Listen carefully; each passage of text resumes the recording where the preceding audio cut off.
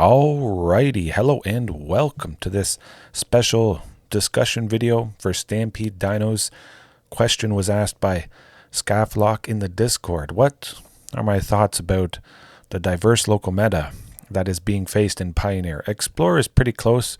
We don't have Bring to Light currently, but that will be coming to Explorer, and I do have some thoughts on that matchup as well. We can hate against it, but if you guys like this sort of video, I love making them. I don't always have the time because it's about the same time as a live stream. Takes me a couple hours either way. I just love it. I love doing anything like this. And if you haven't joined the Discord already, definitely do so. You get to ask fantastic questions like that and see other people go back and forth. And we share videos and whatnot. But we'll get right into this. First off, the Angels, the two ones right there. Rampaging Ferocidon. That seems like a no-brainer to start.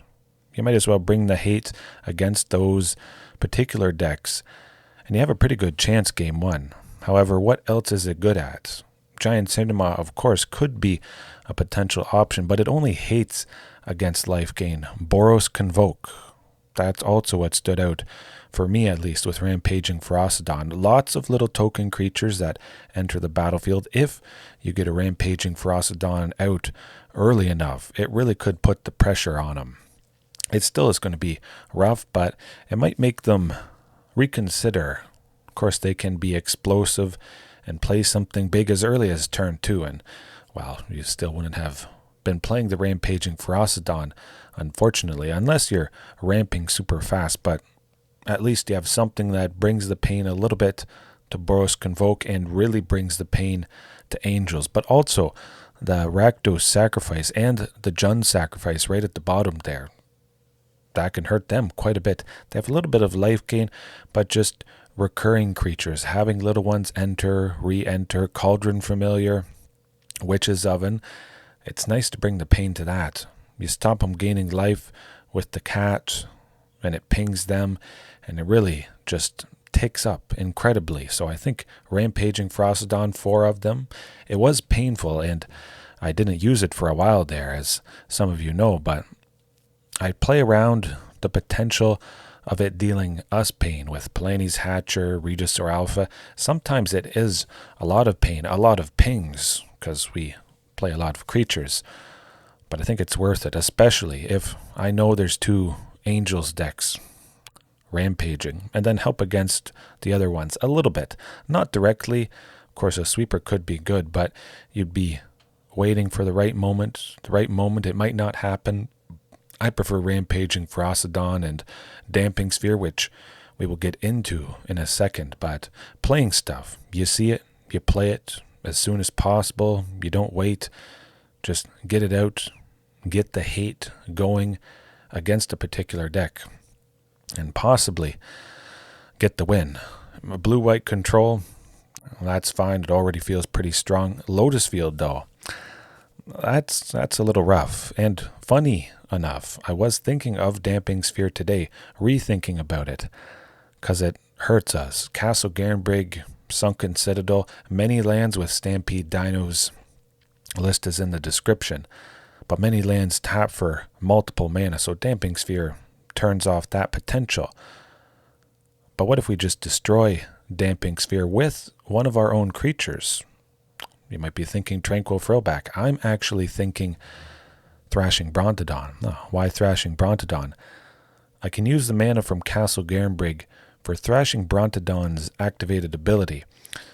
Archdruid's Charm, of course, could take out an artifact or enchantment, exiling it, could take out our own Damping Sphere.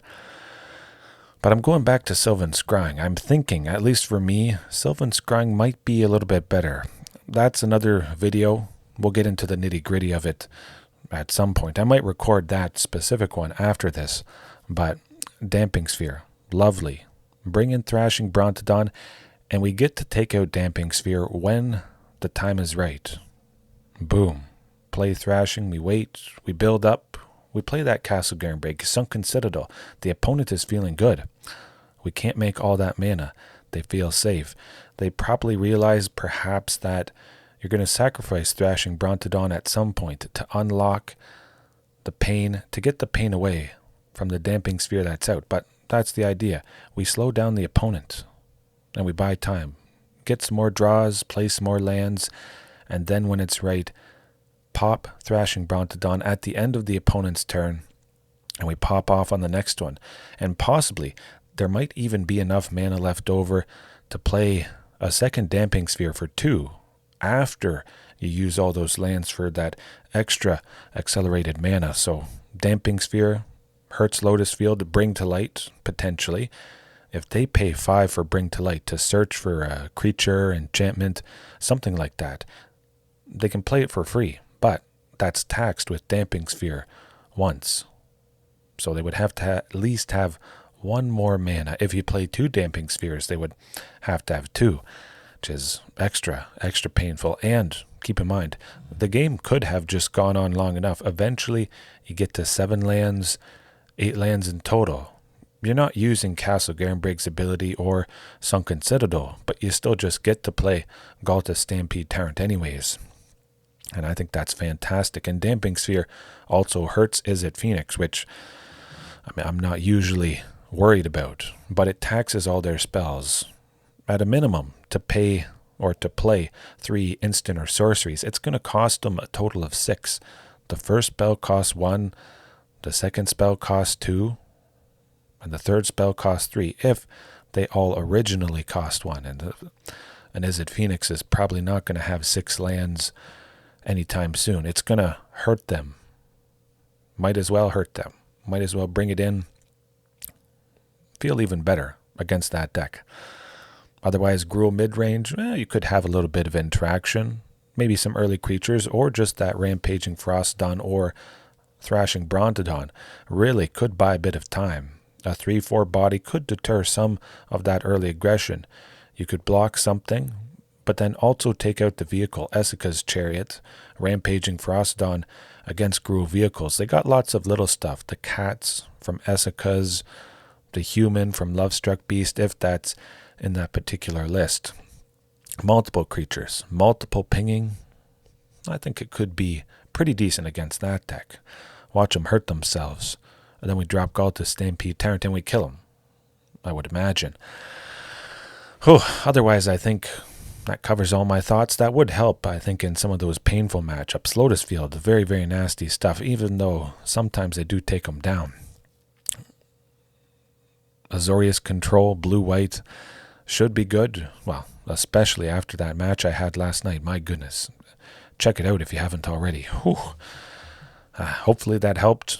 I could keep going on about little tidbits of information. If you guys have any questions, any thoughts, something you might think could be good against this mixture, I'm all ears, whether it's on the Discord, a comment on this video. All right. See you next time. Have a good one.